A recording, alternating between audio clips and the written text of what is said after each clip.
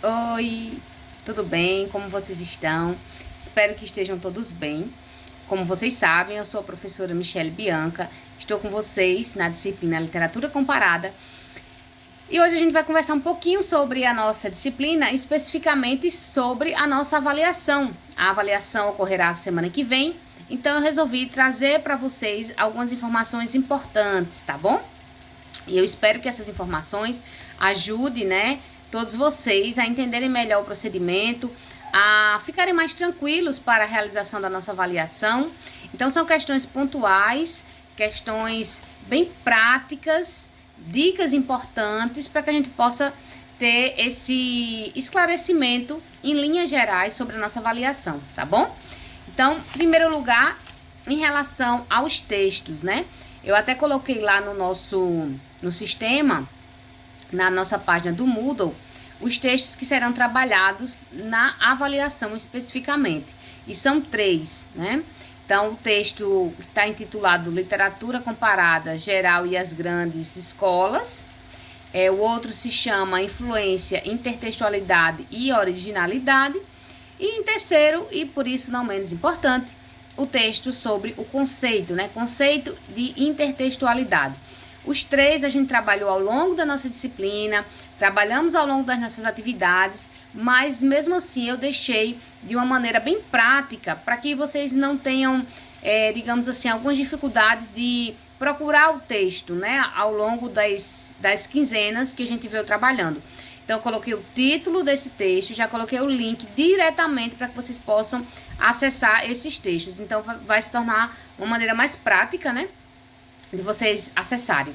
A gente trabalhou mais alguns textos, né, mas eu fiz a seleção desses 3, porque eu acredito que eles resumem e expressam tudo aquilo que a gente já trabalhou ao longo da disciplina até o momento, certo? Então, esses são os textos. E vocês conseguem acessar facilmente, porque eu coloquei o título e o link. Clicou no link, já vai direto para o texto, tá bom? Então, tá bem prático. Outra dúvida em relação ao formato, né? A gente sabe que a nossa prova presencial, ela vale 100 pontos. A gente sabe que é uma atividade obrigatória e, ao mesmo tempo, muitas vezes os alunos têm dúvida em relação ao formato. Serão questões objetivas? Serão questões dissertativas? Na verdade, a gente faz uma mescla desses 2 elementos. Ou seja, teremos questões objetivas e também teremos questões dissertativas. É assim o nosso modo de avaliação em geral, porque a gente acredita que é a melhor maneira de, digamos assim, conseguir trabalhar os conteúdos, conseguir avaliar o desempenho e o aprendizado de vocês e, ao mesmo tempo, trazer formatos diferentes de questões para que a gente possa ter uma diversidade aí e uma melhor análise mediante a nossa avaliação. Então, teremos questões objetivas e também teremos questões dissertativas, tá bom? Em relação à questão objetiva, a grande dica é fazer uma leitura atenta, uma leitura juntamente com uma releitura para observar realmente qual é o que da questão, né? Qual é o X da questão, o que ela realmente está pedindo. Ter muita atenção em questão que pede a afirmativa correta e também questões que pedem a afirmativa incorreta, tá?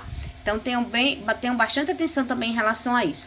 Então, é ler e reler a questão objetiva para ter uma segurança em relação àquilo que vocês vão responder, tá certo? Pronto. Em relação às questões dissertativas, então, a grande ideia aqui é que vocês consigam expressar o máximo de informação mediante o conhecimento obtido.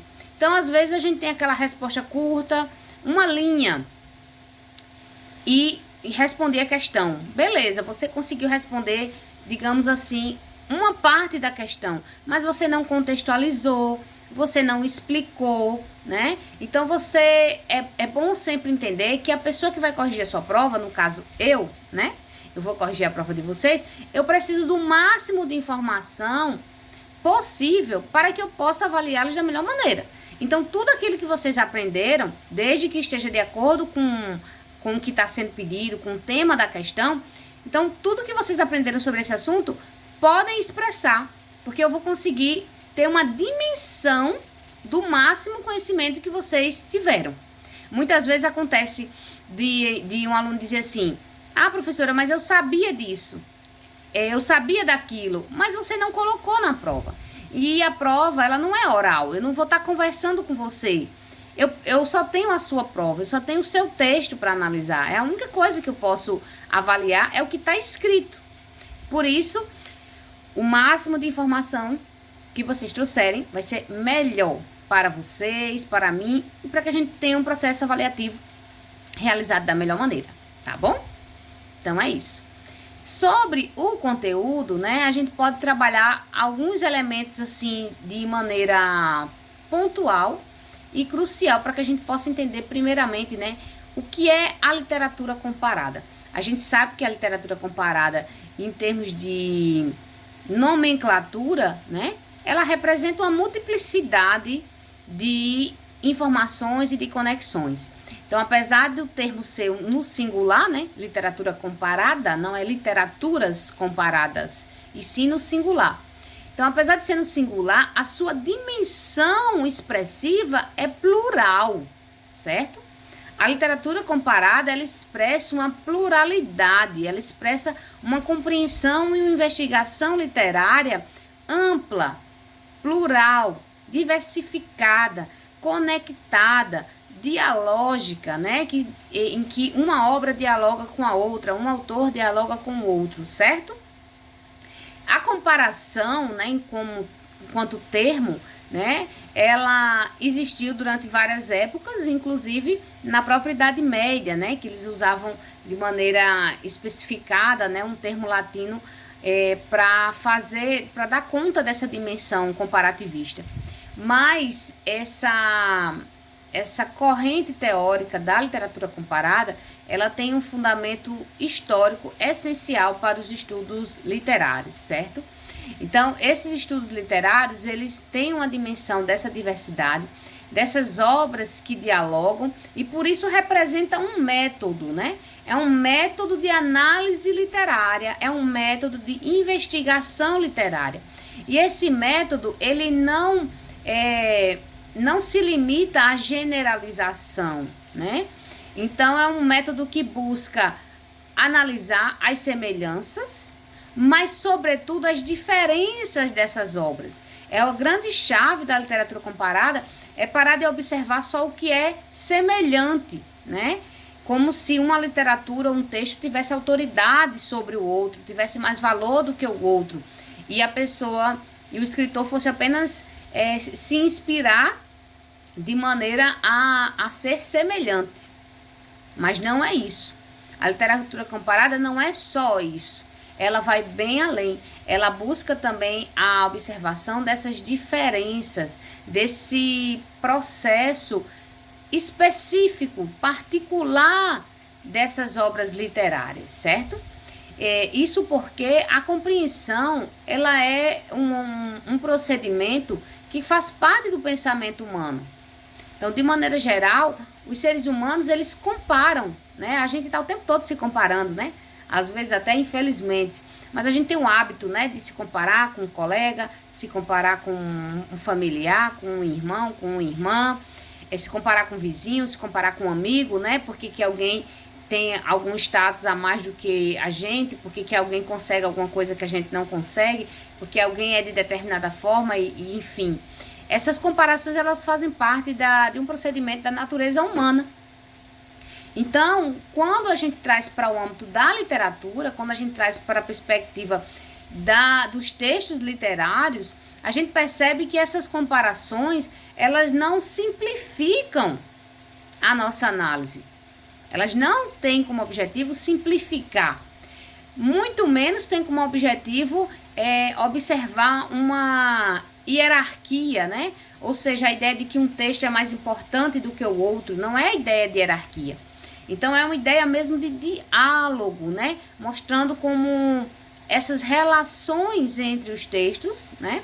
Elas acontecem e são extremamente produtivas, né?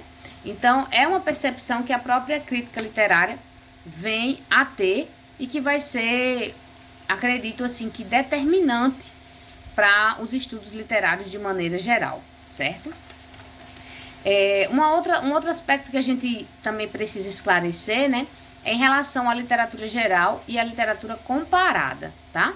Então, muitas vezes eles são usados como sinônimos, mas a gente precisa entender que eles são aspectos completamente diferentes, né?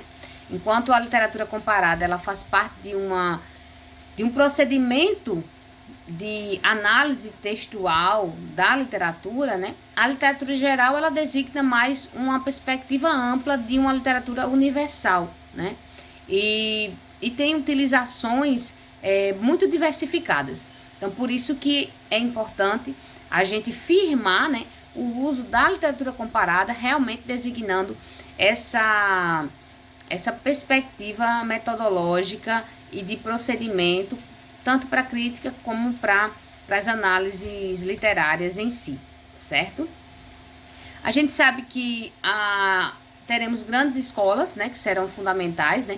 A escola francesa, por exemplo, elas têm uma importância, né? A escola francesa tem importância principalmente por firmar o nome literatura comparada, né? Então, os estudos da literatura comparada na França terão um grande poder para firmar a utilização desse termo, né? Dessa designação enquanto uma categoria específica para a perspectiva de análise do texto literário, tá? Então, a escola francesa terá uma grande importância, mas a gente sabe que existem outras, como é o caso da Inglaterra, da Alemanha, né?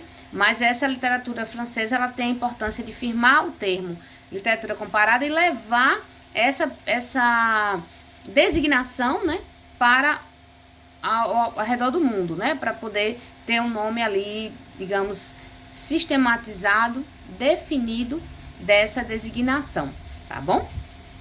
Então, estou trazendo aqui alguns elementos que a gente pode esclarecer melhor o que a gente já viu ao longo da disciplina, a gente já viu nas nossas atividades, a gente já viu nos textos, nos vídeos que eu disponibilizei para vocês. Todas essas informações estão presentes. Eu estou aqui fazendo apenas uma revisão geral, mais de um apanhado, né, de tudo aquilo que a gente viu, para arrematar, né, para alinhar tudo aquilo que já foi visto, né?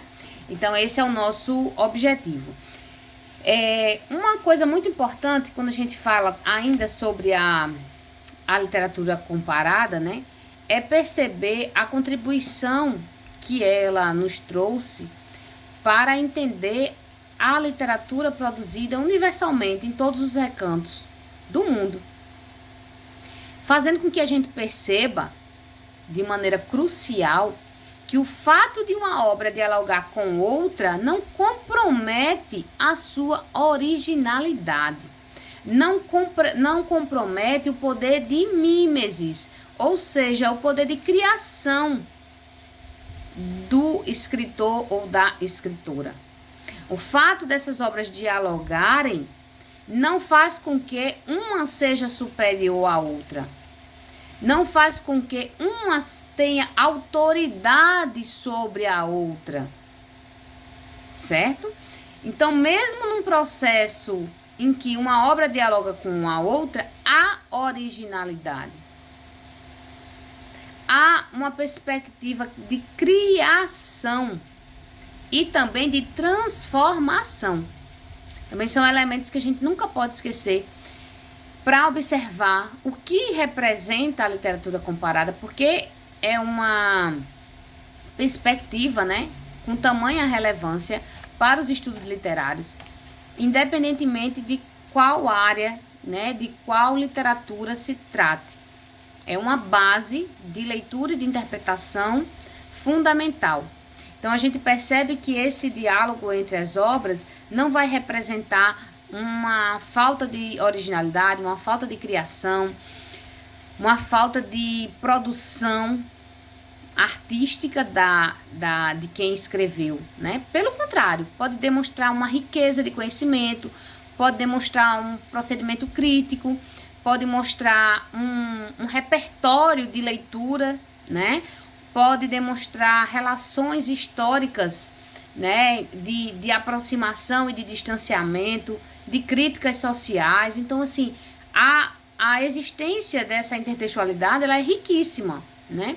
Então, por isso a gente precisa ter muito cuidado para não interpretar o diálogo, a intertextualidade entre esses textos como algo que traga algum demérito, como traga alguma problemática de inferioridade de uma obra com a outra. Então, isso, de fato, a gente jamais deve corroborar, tá bom?